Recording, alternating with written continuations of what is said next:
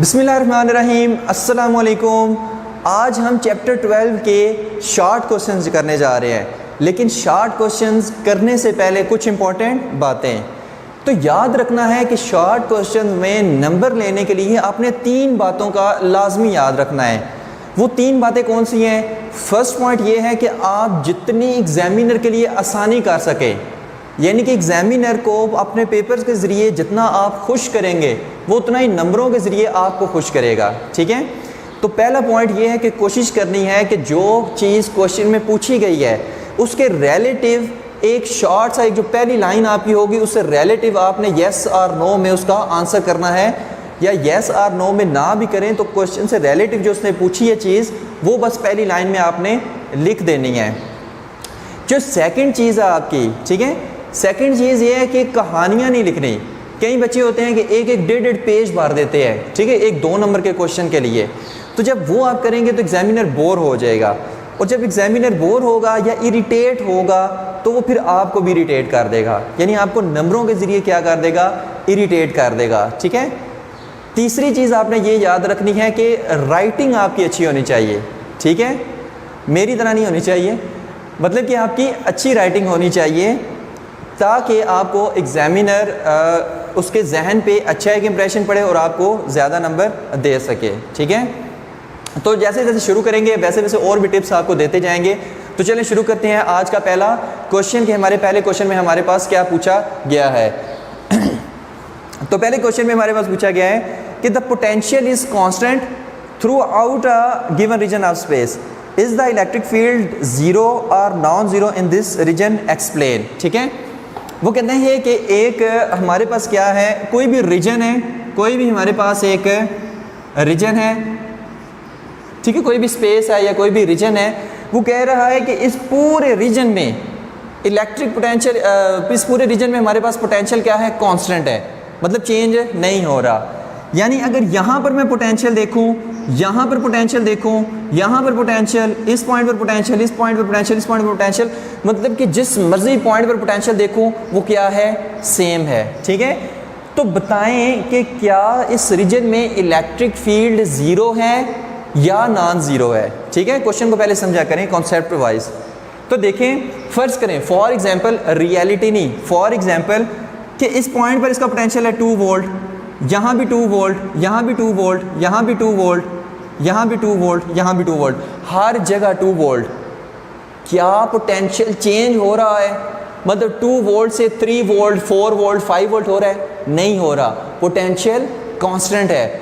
अगर potential constant है और पोटेंशियल चेंज नहीं हो रहा तो इसका मतलब है कि चेंज इन पोटेंशियल जो है डेल्टा वी, वो हमारे पास क्या होगा? ज़ीरो होगा। ठीक है, अगर फ़र्ज़ करें मैं इसको नाम देता हूँ V1 का, इसको नाम देता हूँ V2 का, तो अगर इन दोनों में पोटेंशियल डिफरेंस मालूम करना चाह रहा हूँ तो क्या होगा? Delta V is equal to V2 minus V1, तो 2 माइनस 2 इज़ इक्वल टू 0। ठीक है, तो याद रखना है कि इस रीजन में हमारे पास पोटेंशियल ज़ीरो नहीं है। कई दफ़ा बच्चे कंफ्यूज हो जाते हैं, पोटेंशियल कांस्टेंट है, मतलब 2 वोल्ट, 2 वोल्ट, 2 वोल्ट, 2 वोल्ट, हर जगह 2 वोल्ट। लेकिन अगर कोई पूछे क्या पोटेंशियल चेंज हो रहा है तो आपने कहना पोटेंशियल चेंज नहीं हो रहा, लिहाजा चेंज इन पोटेंशियल ज़ीरो है। पोटेंशियल ज़ीरो नहीं है, चेंज इन पोटेंशियल ज़ीरो है, पोटेंशियल कांस्टेंट है। ठीक है, चेंज इन पोटेंशियल ज़ीरो है, तो delta V is equal to हमारे पास क्या आ जाएगा? ज़ीरो आ जाएगा। तो इसमें उसने पूछा कि इलेक्ट्रिक फील्ड इस रीजन में ज़ीरो होगी या नॉन ज़ीरो। अब देखें, जैसा कि मैंने पहले कहा था कि आपने पहली लाइन ऐसी लिखनी है कि जैसे जिससे एग्जामिनर को पता चले कि इसको क्वेश्चन आता है। ठीक है, क्वेश्चन का आंसर आता है। तो इसके में आपने क्या लिखना है कि electric field is zero in this region. ठीक है, क्योंकि उसने पूछा हुआ है कि इलेक्ट्रिक फील्ड जीरो होगी या नॉन जीरो होगी, तो आपने क्या कहना है? Electric field is zero in this region. तो कैसे जीरो होगी? As we know that electric field is negative of potential gradient. ठीक है, पोटेंशियल ग्रेडियंट के टॉपिक में आप पढ़ के आ चुके हैं कि E is equal to minus delta V by del R, ये हमारे पास लास्ट में उस टॉपिक के फार्मूला आया था। ठीक है, यहाँ पर देखिए डेल्टा वी हमारे पास क्या है? ज़ीरो है। तो यहाँ पर क्या करना है कि when potential is constant delta V is equal to zero, तो सिंपल डेल्टा वी की जगह आपने 0 पुट कर देना है। E is equal to minus 0 by delta R is equal to 0। तो हमारे पास क्या आ जाएगा, E इज इक्वल टू 0, ये पूरी टर्म 0 हो के E इज इक्वल टू 0। तो इलेक्ट्रिक फील्ड हमारे पास उस रीजन में 0 होगी कि जहाँ पर इलेक्ट्रिक पोटेंशियल क्या है, कांस्टेंट है।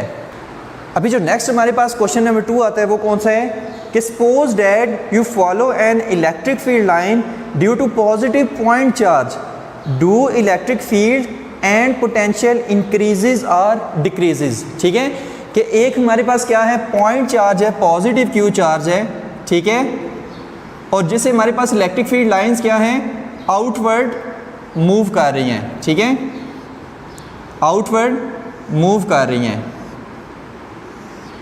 तो कहता है कि अगर आप ये कोई हमारे पास कोई भी बंदा है कि जो हमारे पास किधर मूव कर रहा है, इस तरफ मूव कर रहा है, मतलब इलेक्ट्रिक फील्ड लाइन क्या है, पॉजिटिव क्यू चार्ज से बाहर की तरफ निकल रही है और बंदा क्या कर रहा है, इलेक्ट्रिक फील्ड की डायरेक्शन में मूव कर रहा है। ठीक है, कि जहाँ पर इलेक्ट्रिक फील्ड जा रही हैं। तो पूछा ये गया है कि वहाँ पर हमें बताएं कि जो इलेक्ट्रिक फील्ड है और जो इलेक्ट्रिक पोटेंशियल है वो उस डायरेक्शन में डिक्रीज हो रही हैं या इंक्रीज हो रहे हैं। किस तरह से, अब देखिए मैंने कहा था कि इलेक्ट्रिक फील्ड की जो स्ट्रेंथ होती है वो चार्ज के करीब सबसे ज़्यादा होती है। चार्ज से दूर होते जाएं तो इलेक्ट्रिक फील्ड के दरमियान डिस्टेंस ज़्यादा होता है और हमारे पास इलेक्ट्रिक फील्ड की स्ट्रेंथ क्या होती है, कम होती है। यहाँ पर स्ट्रेंथ सबसे ज़्यादा, यहाँ पर उससे कम, यहाँ पर उससे कम, यहाँ पर उससे कम। ठीक है, और फिर हमने पोटेंशियल की भी बात की थी जब हम इस टॉपिक को पढ़ रहे थे कि यहाँ पर देखें चार्ज के करीब पोटेंशियल सबसे ज़्यादा होगा, चार्ज से दूर पोटेंशियल कम होगा, चार्ज से और दूर जाएं तो पोटेंशियल और ज़्यादा कम होगा। यानी ये हमारे पास क्या है, अगर डिस्टेंस r पे है, ठीक है, और ये इलेक्ट्रिक फील्ड की डायरेक्शन में मूव कर रहा है। ठीक है, तो फिर हम देखते हैं कि इलेक्ट्रिक फील्ड और पोटेंशियल इक्वेशंस के ज़रिए से कैसे ये हमारे पास कम होंगे। तो मैंने पहले कहा था कि पहली लाइन वो लिखनी है जो क्वेश्चन से रिलेटिव है ताकि एग्जामिनर को पता चले कि इसको आंसर आता है।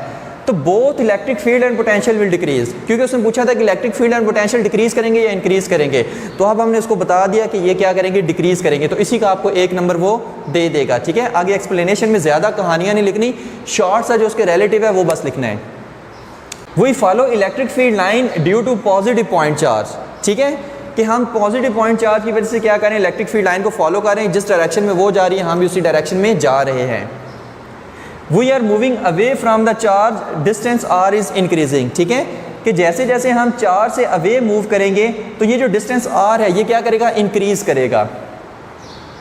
As we know that E is equal to K Q by R का square, E is equal to K Q by R का स्केयर, ये हम फील्ड ऑफ फोर्सेस में फार्मूला पढ़ चुके हैं। ठीक है, E is equal to K Q by R का स्केयर, और इलेक्ट्रिक पोटेंशियल का फार्मूला भी हम पढ़ चुके हैं, electric potential at a point due to a point charge में कि E is equal to K Q by R. ठीक है, अब यहाँ पर देखिए कि इन दोनों फार्मूलों में एक चीज़ हमारे पास कौन सी कॉमन आ रही है कि E is inversely proportional to 1 by R का स्केयर, और यहाँ पर V is inversely proportional to 1 by R. ठीक है, V is inversely proportional to 1 by R, यानी कि जितना डिस्टेंस इंक्रीज होगा उतनी इलेक्ट्रिक फील्ड कम होगी, जितना डिस्टेंस इंक्रीज होगा उतना इलेक्ट्रिक पोटेंशियल कम होगा। तो यहाँ से जब ये हम क्या कर रहे हैं, इलेक्ट्रिक फील्ड की डायरेक्शन में जा रहे हैं तो ये डिस्टेंस क्या होगा, आहिस्ता आहिस्ता इंक्रीज होगा। तो डिस्टेंस के इंक्रीज होने की वजह से दोनों इलेक्ट्रिक फील्ड और पोटेंशियल डिक्रीज करेंगे। क्यों, दोनों इन्वर्सली प्रोपोर्शन है। ठीक है, तो हम क्या कहेंगे कि hence by increasing R both electric field and potential will decrease. ठीक है, दोनों क्या करेंगे, डिक्रीज करेंगे, और ये इसका आंसर था। अब नेक्स्ट क्वेश्चन देखें, question number 3, how can you identify that which plate of a capacitor is positively charge. आप कैसे मालूम करेंगे कि कौन सी कैपेसिटर की प्लेट पे पॉजिटिव चार्ज है। ठीक है, क्योंकि हमारे पास कैपेसिटर की प्लेट्स होती हैं और हमें चार्ज नज़र तो नहीं आता, लिहाजा हमें कैसे पता चलेगा कि कौन सी प्लेट पे पॉजिटिव चार्ज है और कौन सी प्लेट पे नेगेटिव चार्ज है। तो उसके लिए हम एक डिवाइस यूज़ करते हैं जिसको हम कहते हैं by using gold leaf electroscope. ठीक है, तो हम कौन सी डिवाइस यूज़ करेंगे, gold leaf electroscope. Gold leaf electroscope एक ऐसी डिवाइस है जो हमें बताती है कि किसी बॉडी पर चार्ज है या नहीं है। दूसरी चीज़ हमें बताती है कि अगर उस बॉडी पर चार्ज है तो कौन सा चार्ज है। पॉजिटिव चार्ज है या नेगेटिव चार्ज है, ठीक है। तो उसके लिए हम यूज़ करते हैं गोल्ड लीफ इलेक्ट्रोस्कोप। तो उससे हम कैपेसिटर की प्लेट्स पे कौन सा चार्ज है, मतलब किस प्लेट पे पॉजिटिव चार्ज है, वो कैसे मालूम करते हैं, वो चीज़ देखते हैं, ठीक है। तो हमारे पास ये क्या होता है, एक कंटेनर सा होता है कि जिसमें ये गोल्ड लीफ इलेक्ट्रोस्कोप होती है, और उसको हमने क्या किया होता है, इस पूरी को पॉजिटिव चार्ज दिया हुआ होता है, ठीक है। ये इसके क्या हैं, ये इसके लीव्स हैं, ठीक है। उस पूरी प्लेट को मैंने क्या किया है, पॉजिटिव चार्ज है। उस पूरी गोल्ड लीफ इलेक्ट्रोस्कोप को मैंने क्या किया है, पॉजिटिवली चार्ज कर दिया है, पूरी पॉजिटिव चार्ज है, ठीक है। अब मैंने क्या किया है कि एक कैपेसिटर की प्लेट है जिस पे पॉजिटिव चार्ज था, वो मैं इसके करीब लेके आया। एक कैपेसिटर की प्लेट है जिस पे पॉजिटिव चार्ज था, वो मैं इसके करीब लेकर आया। जब मैं इसके करीब लेकर आया तो मुझे पता है कि पॉजिटिव और पॉजिटिव एक दूसरे को रिपेल करते हैं। जब रिपेल करते हैं तो ये जो पॉजिटिव चार्ज हैं ये यहाँ से चल कर क्या हो जाएंगे, इन लीव्स में इनकी तादाद क्या हो जाएगी, बढ़ जाएगी। यानी कि अगर इन लीव्स में पहले 6 पॉजिटिव चार्ज हैं, 3 इधर हैं 3 इधर हैं, ठीक है, तो हो सकता है कि यहाँ पे जो पॉजिटिव चार्ज थे वो इस प्लेट के रिपेल होने की वजह से यहाँ से नीचे की तरफ आ जाए। तो पहले जो 3 थे अब हो सकता है 5 हो जाएं, ठीक है ना। मतलब पहले जो 6 पॉजिटिव टोटल चार्ज थे इन लीव्स में अब 10 हो जाएं। क्यों, पॉजिटिव प्लेट करीब आई है तो यहाँ से रिपेल होकर ये चार्ज नीचे की तरफ आ जाएंगे। अब यहाँ पर नीचे की तरफ आ जाएंगे तो ये लीव्स क्या होते हैं, ये ऐसे ओपन एंड क्लोज हो सकते हैं, ओपन एंड क्लोज हो सकते हैं, ठीक है। एक और इसकी एग्जांपल से, ये लीव्स क्या होते हैं, इस तरह से होते हैं। अब अगर गौर से देखें कि अगर इसमें 5 पॉजिटिव चार्ज हैं, इसमें भी 5 पॉजिटिव चार्ज है, तो क्या होगा, ये लीव्स भी आपस में क्या करेंगे, ऐसे रिपेल करेंगे और ये क्या हो जाएंगे, ऐसे ओपन हो जाएंगे, काफ़ी ओपन हो जाएंगे। कब, जब पॉजिटिव चार्ज प्लेट मैं इस गोल्ड लीफ इलेक्ट्रोस्कोप के करीब लेकर आऊँगा, ठीक है। अब नेक्स्ट मैंने क्या किया कि मैंने पॉजिटिव प्लेट चार्ज ही लेके आया, मैं इसके करीब नेगेटिव चार्ज लेके आया प्लेट, मैं इसके करीब क्या लेके आया, नेगेटिवली चार्ज प्लेट लेके आया कैपेसिटर की। अब क्या होगा कि ये नेगेटिव चार्ज क्या करेगी, इस गोल्ड लीफ इलेक्ट्रोस्कोप में जो मौजूद पॉजिटिव चार्जेस हैं उनको खींचेगी, उनको अपनी तरफ खींचेगी। तो लीव्स से हट कर वो चार्जेस क्या चले जाएंगे, ऐसे ऊपर इस प्लेट के अंदर, इसके जो गोल्ड लीफ इलेक्ट्रोस्कोप के ऊपर जो डिस्क सी लगी है इसमें चले जाएंगे। तो जब डिस्क में चले जाएंगे तो यहाँ पर चार्जेस क्या हो जाएंगे, कम हो जाएंगे। तो जब कम हो जाएंगे तो गौर से देखें, पहले मैंने कहा था कि इसमें भी 5 हैं, इसमें भी 5 हैं, अब कम हो के फ़र्ज़ करें इसमें 1 रह गया है, इसमें भी 1 रह गया है, तो इन लीव्स की रिपल्शन आपस में क्या हो जाएगी, कम हो जाएगी। तो ये जो लीव्स है जो पहले इस तरह से खुले हुए थे, अब ये लीव्स ऐसे बंद हो जाएंगे, फ़र्ज़ करें इतने से खुले रह जाएंगे, पहले जो इस तरह ओपन थे अब वो इस तरह से हो गए। तो जब इन लीव्स के दरमियान डाइवर्जेंस बहुत ज़्यादा हो जाएगी, कोई प्लेट इसके पास लाने से कैपेसिटर की, तो हम कहेंगे कि उस प्लेट पे पॉजिटिव चार्ज है।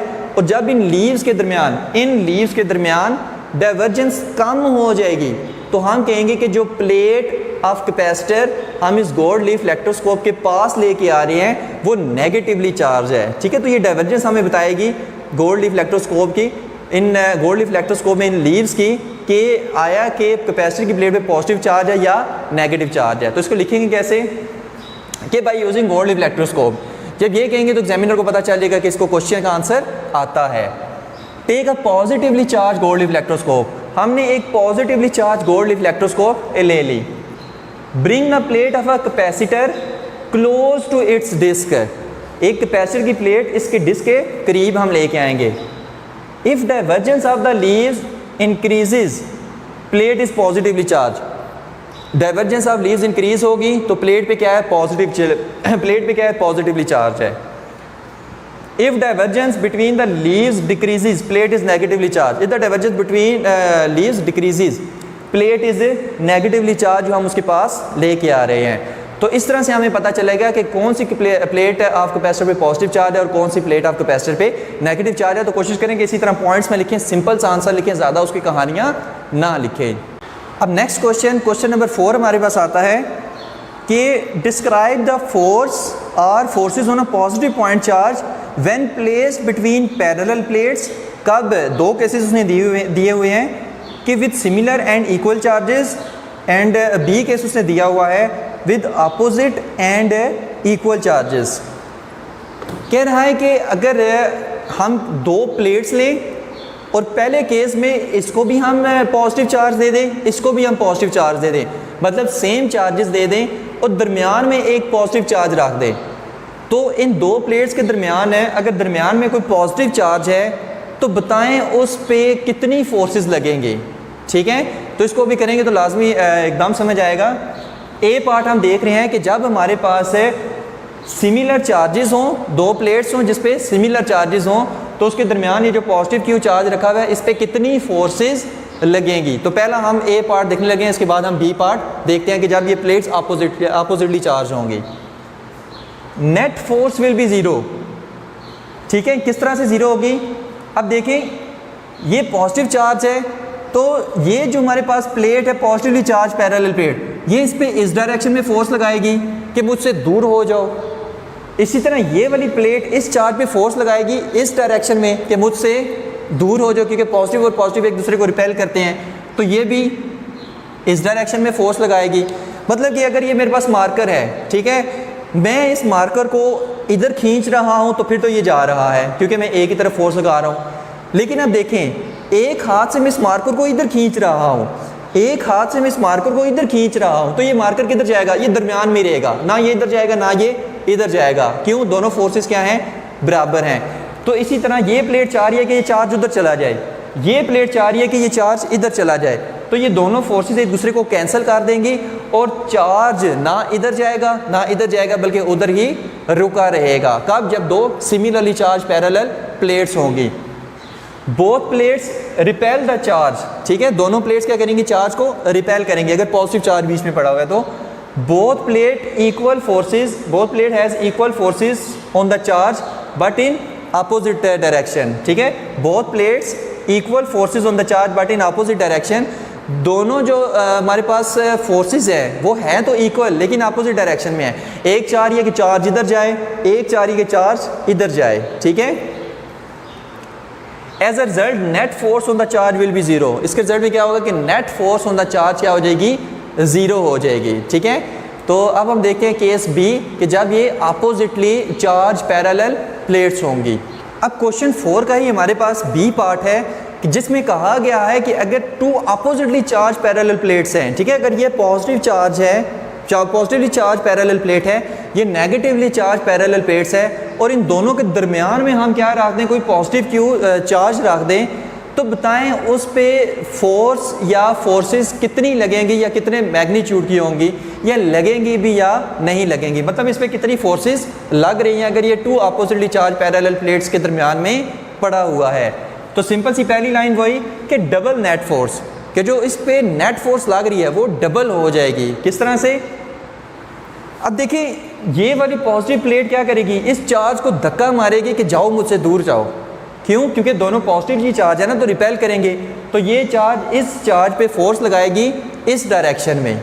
ठीक है, नेगेटिव जो चार्ज प्लेट है वो इसको कहेगी कि मेरे पास आ जाओ क्योंकि इन दोनों में दोस्ती है। ठीक है ना, तो ये नेगेटिवली चार्ज प्लेट है, इस चार्ज पे फोर्स लगाएगी इसी डायरेक्शन में। तो दोनों फोर्सेस किस डायरेक्शन में लग रही हैं? इस डायरेक्शन में, इस पॉजिटिव चार्ज पे। तो इसलिए हम कहेंगे कि डबल नेट फोर्स की जो उस पर फोर्स लग रही है वो क्या हो जाएगी? डबल हो जाएगी। तो positive plate repel the charge, ठीक है, ये तो हमें पता ही है, एंड नेगेटिव प्लेट अट्रैक्टेड। ठीक है, both plates apply equal force, के इक्वल फोर्स अप्लाई करेंगी on charge and in same direction. Equal force apply करेंगी और सेम डायरेक्शन में फोर्स अप्लाई करेंगी। As a result, net force on the charge is toward negative plate and double in magnitude. तो जो net force इस पे लगेगी वो किस डायरेक्शन में लगेगी? वो नेगेटिवली चार्ज प्लेट की डायरेक्शन में इस पे लगेगी और डबल हो के लगेगी। क्यों? एक फोर्स ये लगा रही है इसके ऊपर कि मेरे पास आ जाओ, एक फोर्स ये प्लेट लगा रही है पॉजिटिवली चार्ज प्लेट इस प्लेट पे कि मुझसे दूर जाओ। तो दोनों फोर्सेस की डायरेक्शन किस तरफ है? दोनों फोर्स की डायरेक्शन किस तरफ है? इस तरफ। तो मैग्नीट्यूड में फिर क्या हो जाएंगी? डबल हो जाएंगी और टुवर्ड नेगेटिव प्लेट होंगी, टुवर्ड नेगेटिव प्लेट होंगी। अब नेक्स्ट क्वेश्चन, क्वेश्चन नंबर 5 देखते हैं। Electric lines of force never cross why, कि जो इलेक्ट्रिक फील्ड लाइंस हैं वो आपस में एक दूसरे को क्रॉस नहीं करती। क्यों नहीं करती? ठीक है, तो इसका आंसर हमारे पास क्या है कि दिस इज बिकॉज, ठीक है, ये क्वेश्चन नंबर हमारे पास कौन सा है? 5 है। ठीक है, कि this is because electric field E has only one direction at any given point, क्योंकि इलेक्ट्रिक फील्ड लाइंस की जो डायरेक्शन होती है वो सिर्फ एक ही होती है। ठीक है, बताते हैं किस तरह से। देखिए हमारे पास अगर ये पॉजिटिव क्यू चार्ज है, ठीक है, तो इससे इलेक्ट्रिक फील्ड लाइंस क्या निकल रही हैं? बाहर निकल रही हैं। तो अगर मुझे किसी भी पॉइंट पर कहा जाए कि इस पॉइंट पर बताओ कि इलेक्ट्रिक फील्ड की डायरेक्शन क्या है, फ़र्ज़ करें इस पॉइंट पर कहा जाए, तो मैं कहूँगा इसकी इलेक्ट्रिक फील्ड की डायरेक्शन इस तरफ है। इस पॉइंट पर कहा जाए तो इलेक्ट्रिक फील्ड की डायरेक्शन इस तरफ है, मतलब इनकी डायरेक्शन क्या है? एक ही है। लेकिन अगर ये दोनों लाइंस एक दूसरे को क्रॉस करें, मतलब एक इलेक्ट्रिक फील्ड लाइन इधर जा रही है और एक इलेक्ट्रिक फील्ड लाइन इसको क्रॉस करके इधर जा रही है, ठीक है, और मुझे कोई कहे कि इस पॉइंट पर बताओ कि हमारे पास इलेक्ट्रिक फील्ड की डायरेक्शन किस तरफ है, तो इस पॉइंट पर इलेक्ट्रिक फील्ड की डायरेक्शन जहाँ पे ये इंटरसेक्ट कर रहे हैं, इस पॉइंट पर इलेक्ट्रिक फील्ड की डायरेक्शन दो बन रही हैं, एक इधर बन रही है, एक इस तरह बन रही है, एक नीचे की तरफ, एक बिल्कुल स्ट्रेट बन रही है। ठीक है, तो हम क्या कहेंगे किस तरफ डायरेक्शन है? तो फिर हमारे पास दो डायरेक्शन आ जाएंगी और ऐसा पॉसिबल नहीं है। ठीक है, ऐसा पॉसिबल नहीं है। तो हम कहते हैं कि चूँकि जो हमारे पास इलेक्ट्रिक फील्ड लाइंस होती हैं उसकी एक ही डायरेक्शन होती है, और अगर वो इंटरसेक्ट करें, एक दूसरे को क्रॉस करें, तो उनकी एक से ज़्यादा डायरेक्शन बन जाएंगी, इसलिए ये पॉसिबल नहीं है। ठीक है, इसलिए इलेक्ट्रिक फील्ड लाइन एक दूसरे को क्रॉस नहीं कर सकती, क्योंकि एक से ज़्यादा उनकी डायरेक्शन बन सकती हैं या बन जाती हैं, तो इसलिए ये पॉसिबल नहीं है। तो this is because electric field E has only one direction at any given point. ठीक है, किसी भी पॉइंट पर आप ले लें, इलेक्ट्रिक फील्ड की डायरेक्शन एक ही होगी। If the line cross then at the point of intersection E will have more than one direction, which is physically not possible। अभी नेक्स्ट क्वेश्चन हमारे पास आता है, क्वेश्चन नंबर 6 है, if a point charge Q of mass m is released in a non-uniform electric field with field lines pointing in the same direction, will it make a rectilinear motion? ठीक है, पहले देखिए question में कहा क्या गया है कि एक non uniform electric field lines हैं, उसमें अगर हम किसी चार्ज को जिसका मास m है उसको अगर हम उस फील्ड में रख दें तो क्या वो रेक्टिलिनियर मोशन करेगा? याद रखें रेक्टिलिनियर मोशन आप कह सकते हैं कि स्ट्रेट मोशन, रेक्टिलिनियर मतलब स्ट्रेट मोशन। तो आपने कहना है कि yes it will make a rectilinear motion. अब वो कैसे करेगा वो चीज़ देखनी है। पहली कंडीशन उसने क्या कहा है कि non uniform electric field lines होनी चाहिए। तो एक अगर हम पॉइंट चार्ज लें, कोई पॉजिटिव क्यू चार्ज है और उससे इलेक्ट्रिक फील्ड लाइन ऐसे बाहर की तरफ जा रही हैं, तो वो हमारे पास non uniform electric field lines होती है, मतलब यूनिफॉर्म नहीं होती, वो जस्ट दो पैरेलल प्लेट्स के दरमियान में होती हैं, ऐसे नहीं होती। तो देखिए नॉन यूनिफॉर्म किस तरह से, यहाँ पर इलेक्ट्रिक फील्ड की स्ट्रेंथ बहुत ज़्यादा होगी, यहाँ पर इलेक्ट्रिक फील्ड की स्ट्रेंथ कम होगी, यहाँ पर इलेक्ट्रिक फील्ड की स्ट्रेंथ और ज़्यादा कम होगी। तो इलेक्ट्रिक फील्ड की स्ट्रेंथ क्या हो रही है? ज़्यादा, कम, उससे कम। तो ये non uniform electric field lines नहीं है, ये non uniform electric field lines हैं। अब वो कहते हैं कि अगर मैं यहाँ पर एक पॉजिटिव चार्ज है जिसका मास m है उसको रख दूँ तो क्या ये स्ट्रेट मोशन करेगा, मतलब रेक्टिलिनियर मोशन करेगा? ठीक है, तो उसका आंसर देखें। तो अगर मैं इस चार्ज को यहाँ पर रखूँ तो ये चार्ज क्या करेगा? ये चार्ज पॉजिटिव क्यू चार्ज इस छोटे से पॉजिटिव चार्ज को क्या करेगा? रिपेल करेगा, और ये वाला चार्ज बिल्कुल ऐसे स्ट्रेट डायरेक्शन में जाएगा। अब ये नहीं होगा कि ये चार्ज इसको रिपेल कर रहा है और ये चार्ज ऐसे चला जाए या ये चार्ज ऐसे चला जाए, ऐसा नहीं होगा। फील्ड की डायरेक्शन में ये जाएगा, फील्ड की डायरेक्शन में ये जाएगा, मतलब अगर ये चार्ज इस चार्ज को रिपेल करे तो ये ऐसे स्ट्रेट जाएगा। ठीक है, तो वही उसने कहा कि yes it will make a rectilinear motion if a point charge of mass m is placed in a non uniform electric field line pointing in the same direction if the field lines are pointing the same direction. ठीक है, कि अगर field line same direction में हम उसको रखें तो it will make a rectilinear motion. Field produced by a single point charge, is an example of such non-uniform electric field. Field produced by single point charge is an example of non-uniform electric field. If we release point charge in this field, the point charge will move in straight line in the direction of field line. अगर हम किसी point charge को इस field में रख दें तो वो क्या करेगा, in the direction of field line straight move करेगा, ठीक है। तो इसने यही पूछा था कि क्या रेक्टिलिनियर मोशन करेगा या नहीं करेगा, तो हमने कहा yes it will make a rectilinear motion. अब नेक्स्ट जो हमारे पास है क्वेश्चन नंबर 7 आता है, is E necessarily zero inside a charge rubber balloon if balloon is spherical assume that charge is distributed uniformly over the surface. है कि अगर हमारे पास कोई बैलून है स्फीयर की शेप का और सारा चार्ज उस बैलून के ऊपर पड़ा हुआ है, तो बताएं कि जो इलेक्ट्रिक फील्ड बैलून के अंदर होगी वो ज़ीरो होगी या नॉन ज़ीरो होगी। मतलब उस बैलून के अंदर इलेक्ट्रिक फील्ड ज़ीरो होगी या नॉन ज़ीरो होगी। अगर पिक्चर से हम इसको समझें तो ये हमारे पास क्या है, बैलून है कि जिस पे हमारे पास क्या है, सरफेस पे उसकी चार्ज पड़ा हुआ है। हम कह सकते हैं कि पॉजिटिव चार्ज अगर पड़ा हुआ है, तो बताएं कि inside the surface electric field zero होगी या नॉन ज़ीरो होगी। तो हम क्या करेंगे, एक गॉसियन सरफेस कंसीडर करेंगे अंदर की तरफ, ठीक है। गॉसियन सरफेस मतलब इमेजिनरी सरफेस, गॉसियन सरफेस, ठीक है। गॉसियन सरफेस कंसीडर करेंगे और हम यहाँ पर इस पॉइंट पर देखना चाह रहे हैं कि क्या इलेक्ट्रिक फील्ड ज़ीरो है या नॉन ज़ीरो है। तो याद रखें कि जो हमारे पास फ्लक्स का फार्मूला है गॉसेस लॉ के लिए, उसमें Q का यानी चार्ज का सरफेस के अंदर होना लाजमी है। अगर Q जो चार्ज है वो सरफेस के अंदर नहीं होगा तो फ्लक्स ज़ीरो होगा। गॉसेस लॉ के लिए हमने दो कंडीशन पढ़ी थी, टॉपिक जब हमने पढ़ा था कि दो कंडीशन होनी चाहिए। एक तो क्लोज सरफेस होनी चाहिए, एक charge should be inside the surface होना चाहिए, आउटसाइड नहीं होना चाहिए। तो क्लोज सरफेस तो है, इनसाइड चार्ज ही नहीं है, ठीक है। तो वो देखते हैं कि आगे जाके ये कहानी किस तरह से चलेगी, वो चीज़ देखते हैं। Yes E is necessarily zero, अगर चार्ज अंदर नहीं है तो ई क्या होगा, इलेक्ट्रिक फील्ड क्या होगी, अंदर ज़ीरो होगी। Take a Gaussian surface in the form of sphere inside the rubber balloon, take a Gaussian surface, ठीक है, inside the rubber balloon in the form of sphere, the charge enclose by this surface is Q is equal to zero. जो इस surface के अंदर charge है वो क्या है, ज़ीरो है। कई बार इस सरफेस के अंदर चार्ज नज़र आ रहा है, नहीं आ रहा, ठीक है, कोई चार्ज नहीं है सरफेस के अंदर। सो फाई ई हमारे पास क्या होता है, Q बाई एप्सिलॉन नॉट, ठीक है। फ्लक्स का फार्मूला जो गॉसेस लॉ ने हमें बताया था वो क्या होता है, Q बाई एप्सिलॉन नॉट। तो Q is equal to zero है। Q वो चार्ज है जो सरफेस के अंदर है, लेकिन सरफेस के अंदर तो कुछ चार्ज है ही नहीं है, तो Q is equal to zero by epsilon not आ जाएगा। तो फ्लक्स हमारे पास क्या आएगा, ज़ीरो आएगा, यानी अंदर कोई फ्लक्स है ही नहीं है। जब फ्लक्स नहीं है तो फिर इलेक्ट्रिक फील्ड भी नहीं है।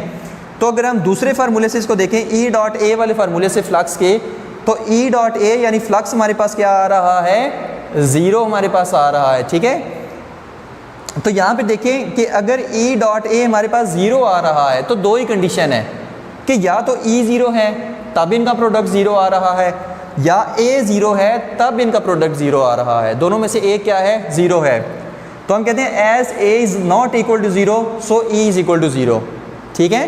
देखिए सरफेस तो हमारे पास है, सरफेस तो हमारे पास है, तो इस वजह से हम कहते हैं कि एरिया ज़ीरो नहीं है, एरिया हमारे पास है, लेकिन इलेक्ट्रिक फील्ड उस एरिया में ज़ीरो है, इसलिए हमारे पास ई डॉट ए का प्रोडक्ट भी क्या आएगा, ज़ीरो आएगा।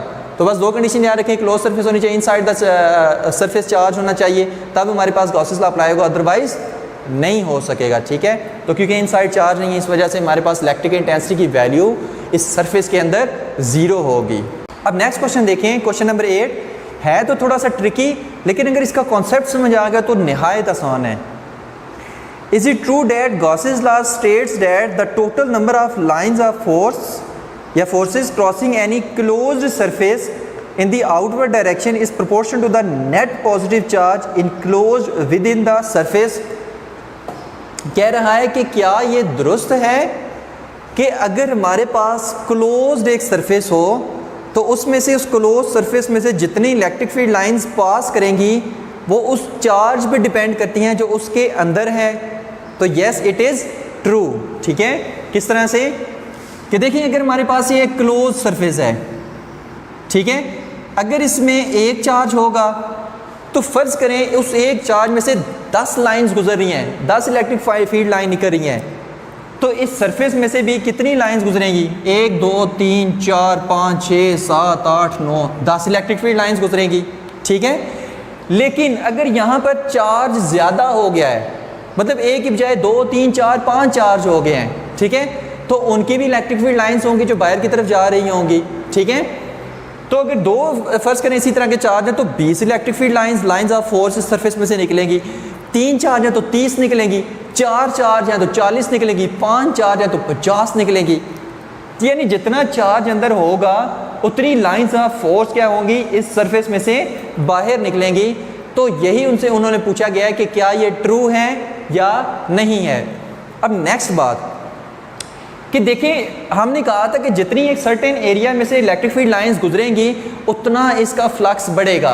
तो अगर इस सरफेस में से 10 लाइंस गुजरी हैं तो फ्लक्स कम है, 20 लाइन गुजरी हैं तो ज़्यादा है, 30 गुजरी हैं तो और ज़्यादा, 40 हैं तो और ज़्यादा, 50 हैं तो और ज़्यादा, ठीक है। तो आप कह सकते हैं कि लाइंस ऑफ फोर्स अगर इसमें से ज़्यादा गुजर रही हैं तो फ्लक्स भी क्या होगा, ज़्यादा होगा, क्योंकि लाइंस ऑफ फोर्स का मतलब इलेक्ट्रिक फील्ड लाइंस का सर्टेन एरिया में से गुजरना ही हमारे पास इलेक्ट्रिक फ्लक्स होता है, ठीक है। तो फिलहाल बस इतना याद रखें कि एक क्लोज सरफेस में जितना चार्ज होगा उतनी उससे लाइंस ऑफ फोर्स बाहर निकलेंगी और उतनी ज़्यादा इस सरफेस में से निकलेंगी, ठीक है, ऐसे बाहर इस सरफेस में से।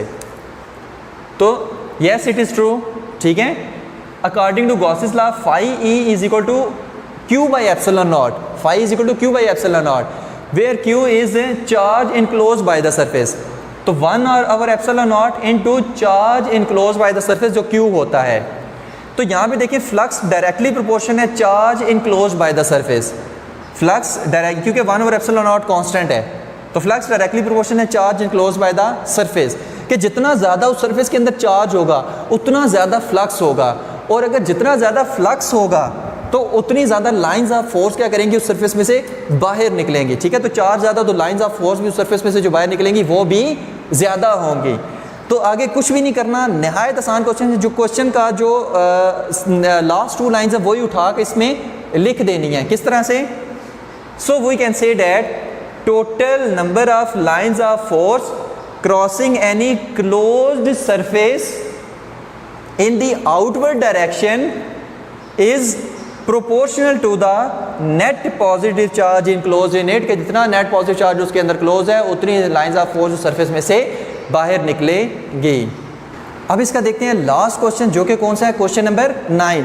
नहायत आसान क्वेश्चन है। Do electrons tend to go to region of high potential और लो पोटेंशियल, कि इलेक्ट्रॉन हमारे पास हाई पोटेंशियल की तरफ जाते हैं या लो पोटेंशियल की तरफ आते हैं। तो याद रखें कि अगर हमने 2 प्लेट्स ली हैं, पॉजिटिव प्लेट और नेगेटिव प्लेट, हम मान लेते हैं कि जो पॉजिटिव प्लेट है वो हायर पोटेंशियल पे होती है, पॉजिटिव प्लेट को हम हायर पोटेंशियल मानते हैं, और नेगेटिव प्लेट क्या है, ये एक लो पोटेंशियल है, ठीक है। तो वो कह रहा है कि अगर मैं यहाँ पर इलेक्ट्रॉन को छोड़ूँ, ठीक है, इलेक्ट्रॉन को इस फील्ड में रिलीज़ करूँ जो कि पॉजिटिव से नेगेटिव होगी, तो बताएं इलेक्ट्रॉन लोअर पोटेंशियल की तरफ जाएगा या हाई पोटेंशियल की तरफ जाएगा। तो याद रखना है कि इलेक्ट्रॉन हमेशा हाई पोटेंशियल की तरफ जाएगा। क्यों? क्योंकि देखें इलेक्ट्रॉन पे नेगेटिव चार्ज, इस प्लेट पे भी नेगेटिव चार्ज, तो ये प्लेट इस इलेक्ट्रॉन को क्या करेगी, रिपेल करेगी कि मुझसे दूर हो जाओ। अब इस प्लेट पे पॉजिटिव चार्ज और इलेक्ट्रॉन पे नेगेटिव चार्ज, तो ये प्लेट इस इलेक्ट्रॉन को क्या करेगी, अट्रैक्ट करेगी, ठीक है। तो ये जो इलेक्ट्रॉन है ये नीचे नहीं जाएगा, क्यों, वहाँ पर तो रिपल्शन है, तो ये इलेक्ट्रॉन क्या करेगा, ऊपर की तरफ जाएगा, मतलब हाई पोटेंशियल की तरफ जाएगा। अगर मैं इसको ऐसे इलेक्ट्रिक फील्ड लाइन में से छोड़ दूँ तो ये इलेक्ट्रॉन क्या करेगा, लोअर पोटेंशियल से हायर पोटेंशियल पे जाएगा, मतलब हाई पोटेंशियल की तरफ जाएगा, लो पोटेंशियल की तरफ नहीं जाएगा। तो electron tend to go to the region of high potential as the electrons are negatively charge, ये तो हमें पता ही है, charge particle. So when they as the electrons are negatively charge particle, so when they are released in the electric field they will move from negative मतलब low potential to positive मतलब high potential, so they will move from low potential to high potential, ठीक है। तो ये था इसका answer. तो यहाँ पर हमारे शॉर्ट क्वेश्चन एंड होते हैं। तो होप सो आपको सारी समझ आ गई होगी।